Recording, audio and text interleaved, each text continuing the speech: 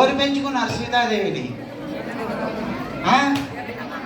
జనక మహారాజు నాగటి చాలలో దొరికితే ఇంట్లోకి తెచ్చుకున్నాడు.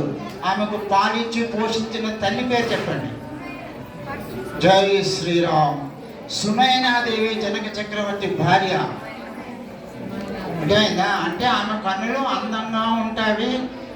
పిల్లలను తన ప్రాణాన్ని కంటే మిన్నగా పోషించుకున్న తల్లి జనక చక్రవర్తి యొక్క భార్య సునయనాదేవి.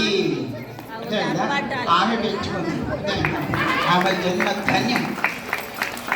ఇప్పటికి కూడా జనక చక్రవర్తి అలాగే సునయనాదేవి యొక్క సమాధులు మనం చూడవచ్చు. త్రేతాయుగం నుండి ఇప్పటి వరకు వాళ్ళ సమాధులు చెక్కు చెదరకుండా ఉన్నాయి, చూడవచ్చు. ఎక్కడ అంటారు అసలు విషయం తెలియదు. నేపాల్లో కాదు, నైమిషారణ్యంలో ఉంది. వ్యాసుడు పుట్టిన దగ్గర మను చక్రవర్తి శతరూప వాళ్ళ సమాధులు ఉన్నాయి. ఒకే పక్కన జనక చక్రవర్తి సునయనాదేవి యొక్క సమాధులు కూడా ఉన్నాయి. చూసి రండి ఎవరైనా నైమిషారణ్యం వెళ్ళినప్పుడు. రాసి పెట్టుకోండి. అర్థమైందా? అలాంటి ఆ సునయనాదేవి జన్మ ధన్యం. అలాంటి మనమందరం కూడా సీతాదేవిని పెంచుకున్న ఆ జనక చక్రవర్తి సునయనాదేవి ఎలాగో ఆమెను పెంచిందో, త్రిలోక సుందరి అయినా కూడా పరమ పతివ్రత, పతి యొక్క అడుగు జాడల్లో నడిచినటువంటి పతివ్రత శిరోమణి జానకి దేవి జగన్మాత. ఇంకెవరైనా ఉన్నారంటే కేవలం సీత మాత్రమే ఉంది. అలాగే మన పిల్లలను కూడా మనము, ఎందుకంటే కథ చెప్పడం కాదు, ఈ కథలన్నీ కూడా మనము నడుచుకోవడానికి మార్గదర్శనం చేస్తున్నాయి తప్ప విని వదిలిపెట్టడానికి కాదు. మన పిల్లలను కూడా బడికి వెళ్ళినారా, ఇంటికి వచ్చినప్పుడు వాళ్ళ వాలకం ఎట్లా ఉంది, వాళ్ళ ప్రవర్తన ఎట్లా ఉంది, వాళ్ళ మాట ఎలా ఉంది, వాళ్ళ యొక్క లక్షణాలు ఎలా ఉందో గమనించుకొని తల్లిదండ్రులు శిక్షించడమే మన హిందూ జాతి యొక్క గౌరవం నిలబెట్టడానికి స్త్రీలు కానీ పురుషులు కానీ యువతులు అందరూ కూడా నేర్చుకోవాల్సినటువంటి విషయం. అర్థమైందా? మన భారతదేశానికి స్వతంత్రం తెచ్చినటువంటి ఈ సందర్భంగా ఒక మాట చెప్తున్నాను. గాంధీజీ తన జీవితంలో అబద్ధాలు ఆడినాడా?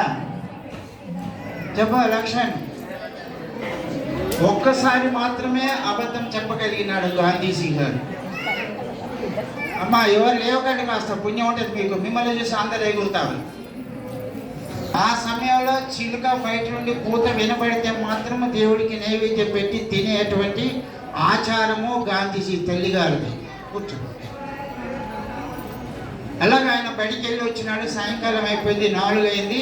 అమ్మ తిన్నావా అనుకుంటూ లోపలికి వచ్చేసినాడు. తినలేదు నాయన అన్నది గాంధీజీ తల్లిగారు. ఎందుకు తినలేదమ్మా అన్నాడు. ఆమె అంటుంది, ఇంకో ఈరోజు ఇది చిలుక ఉపవాసం కదా, మరి చిలుక కూత వినిపించలేదు, అందుకే తినలేదు నాయన అన్నది. ఆమె పనిలో ఆమె ఉండిపోయింది. కొద్ది సమయానికి కూహు అని కూకే ఉన్నాడు. పరిగెత్తుకొచ్చినాడు గాంధీజీ, చిన్న పిల్లవాడు. అమ్మ ఇప్పుడు కోకిల కూత విన్నావు కదా, నైవేద్యం పెట్టేసి భోజనం చేద్దాం, పొద్దుపోయిందన్నాడు. అమ్మగారు దేవుడికి నివేదన చేసింది. తన పిల్లవాడికి గాంధీజీకి వడ్డించింది.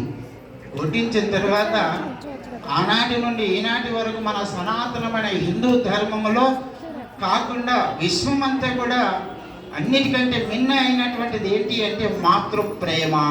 రాసి పెట్టుకోండి. విశ్వానికంటే మిన్న అయినటువంటిది ఏంటంటే మాతృప్రేమ. 84 లక్షల రకాల జీవరాశులలో తల్లి ప్రేమ మాత్రం లేకుంటే ఏ జీవి బ్రతకడానికి వీలు లేదు, క్షణం కూడా. అంటే ఆయన అమ్మగారు ప్రేమ చెప్పేటి ముద్దులు పెట్టుకొని ఎత్తులు పెట్టుకొని కూతురు పెడతారు. తప్పుకు తగినటువంటి శిక్ష ఇచ్చినప్పుడే వాళ్ళు సరైన మార్గంలో నడవగలుగుతారు. అప్పుడు ఆయన పట్టలేక అమ్మ ఇప్పుడు కోకిల కూత విన్నావు కదా, ఎవరు అనుకున్నావు అన్నాడు. ఎవరు బిడ్డారు? నేనే కూర్చున్నా అని చెప్పాడు. ఉప్పు ఆపలేక అమ్మ తినాలనే ప్రేమ ఉంది. కోకిల కూత పూజించడానికి అమ్మమైన అంత ప్రేమ ఉంది. వెంటనే ఆమె ఊరుకోలేదు. ఇప్పుడు మన వల్ల అయితే